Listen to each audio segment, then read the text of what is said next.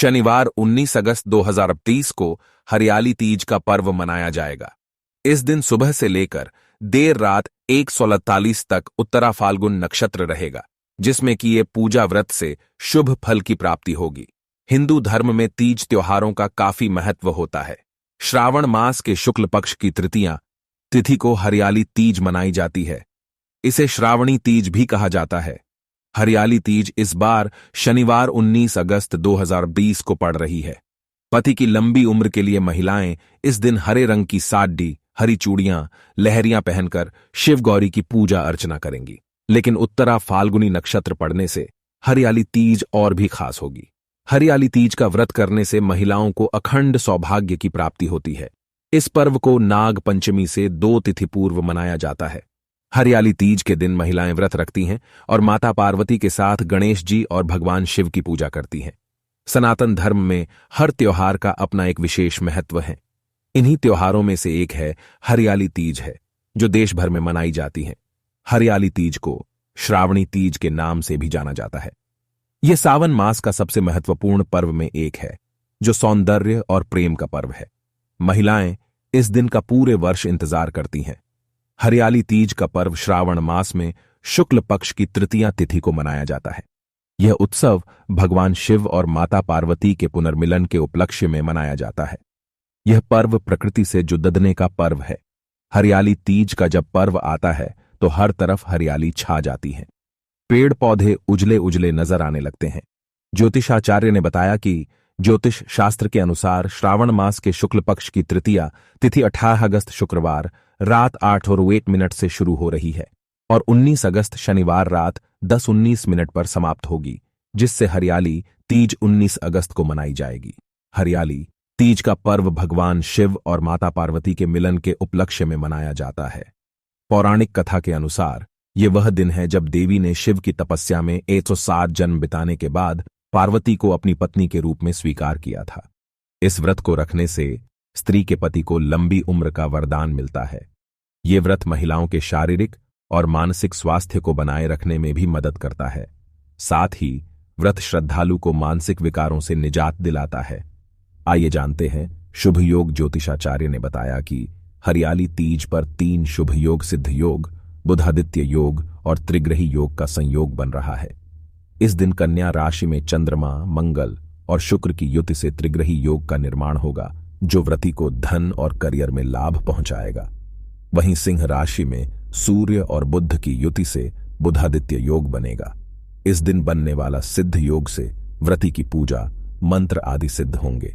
अब हरियाली तीज के शुभ मुहूर्त के बारे में जानते हैं। ज्योतिषाचार्य ने बताया कि ज्योतिष शास्त्र के अनुसार हरियाली तीज की पूजा के लिए 3 शुभ मुहूर्त के योग बन रहे हैं। इस दिन आप सुबह जो 7:30 से जो 9:08 तक पूजा कर सकते हैं। इसके बाद आप दोपहर 12:25 से शाम 5:19 कर शुभ मुहूर्त में पूजा कर सकते हैं। ज्योतिषाचार्य ने बताया कि हरियाली तीज पर सुहागिन स्त्रियां पति की लंबी आयु और सुख समृद्धि के लिए व्रत रखती हैं। महिलाएं इस दिन भगवान शिव और माता पार्वती की उपासना करती हैं। इस दिन सुहागिन महिलाएं 16 श्रृंगार करती हैं, हाथों में मेहंदी लगाती हैं और सावन मास के गीत गाकर हरियाली तीज को एक उत्सव के तौर पर मनाती हैं। अब हरियाली तीज के पूजा सामग्री के बारे में जानते हैं। ज्योतिषाचार्य ने बताया कि हरियाली तीज का व्रत भगवान शिव और मां पार्वती की पूजा के लिए रखा जाता है। हरियाली तीज के दिन मां पार्वती और भगवान शिव की तस्वीर चौकी पर स्थापित करनी चाहिए। पूजा के लिए चौकी पर पीला कपड़ा, केले के पत्ते और कच्चा सूत भी रखें। इस दिन व्रत के लिए बेलपत्र, धतूरा, शमी के पत्ते, भांग, नारियल, धतूरा, एक कलश, 5 सुपारी, साफ चावल, दूर्वा घास, गाय का दूध, देशी घी, श्रीफल, चंदन, दही, मिश्री, शहद और पंचामृत, इन सभी सामग्री को अवश्य एकत्र कर लें। इसके साथ ही मां पार्वती का महावर, कुमकुम, मेहंदी, इत्र, चुनरी, सिंदूर, बिंदी आदि के साथ 16 श्रृंगार करें।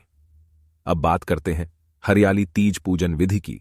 ज्योतिषाचार्य ने बताया कि तीज के दिन महिलाएं ब्रह्म मुहूर्त में उठकर सभी कामों से निवृत्त होकर स्नान करें।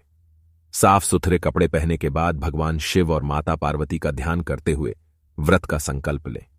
इस दिन बालू के भगवान शंकर व माता पार्वती की मूर्ति बनाकर पूजन किया जाता है और एक चौकी पर शुद्ध मिट्टी में गंगाजल मिलाकर शिवलिंग, रिद्धि सिद्धि सहित गणेश, पार्वती एवं उनकी सहेली की प्रतिमा बनाई जाती है।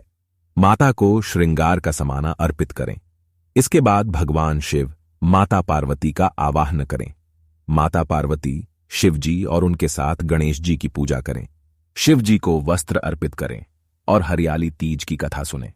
उमा महेश्वर सायुज्य सिद्धये हरितालिका व्रतमहम करिष्ये मंत्र का जाप भी करें। ध्यान रहें कि प्रतिमा बनाते समय भगवान का स्मरण करते रहें और पूजा करते रहें। पूजा के बाद महिलाएं रात भर भजन कीर्तन करती हैं और हर प्रहर को इनकी पूजा करते हुए बेलपत्र, आम के पत्ते, चंपक के पत्ते एवं केवड़ा अर्पण करने चाहिए और आरती करनी चाहिए। आइए जानते हैं देवी पार्वती को तप का फल कैसे मिला था। ज्योतिषाचार्य ने बताया कि भोलेनाथ कहते हैं कि हे पार्वती, इस शुक्ल पक्ष की तृतीया को तुमने मेरी आराधना करके जो व्रत किया था, उसी के परिणाम स्वरूप हम दोनों का विवाह संभव हो सका। इस व्रत का महत्व यह है कि इस व्रत को पूर्ण निष्ठा से करने वाली प्रत्येक स्त्री को मैं मनवांछित फल देता हूं। भोलेनाथ ने पार्वती जी से कहा कि जो भी स्त्री इस व्रत को पूरी श्रद्धा और निष्ठा से करेगी, उसे तुम्हारी तरह अचल सुहाग की प्राप्ति होगी। मान्यता है कि इस कथा को जो भी स्त्री पढ़ती या सुनती है, वह अखंड सौभाग्यवती होती है। पूजन करने के बाद हरियाली तीज व्रत कथा सुनना बहुत आवश्यक है। कथा शुरू करते हैं। ज्योतिषाचार्य ने बताया कि हरियाली तीज उत्सव को भगवान शिव और माता पार्वती के पुनर्मिलन के उपलक्ष्य में मनाया जाता है। पौराणिक मान्यता के अनुसार माता पार्वती ने भगवान शिव को पति के रूप में पाने के लिए कठोर तप किया था। इस कड़ी तपस्या से माता पार्वती ने भगवान शिव को पति के रूप में प्राप्त किया। कथा के अनुसार माता गौरी ने पार्वती के रूप में हिमालय के घर पुनर्जन्म लिया था। माता पार्वती बचपन से ही शिव को वर के रूप में पाना चाहती थीं। इसके लिए उन्होंने कठोर तप किया।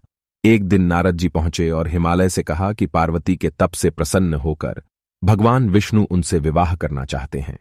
यह सुन हिमालय बहुत प्रसन्न हुए।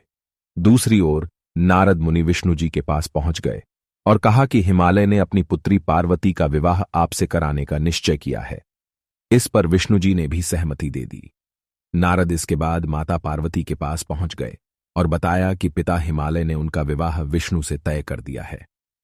यह सुन पार्वती बहुत निराश हुई और पिता से नजरें बचाकर सखियों के साथ एक एकांत स्थान पर चली गईं। घने और सुनसान जंगल में पहुंचकर माता पार्वती ने एक बार फिर तप शुरू किया।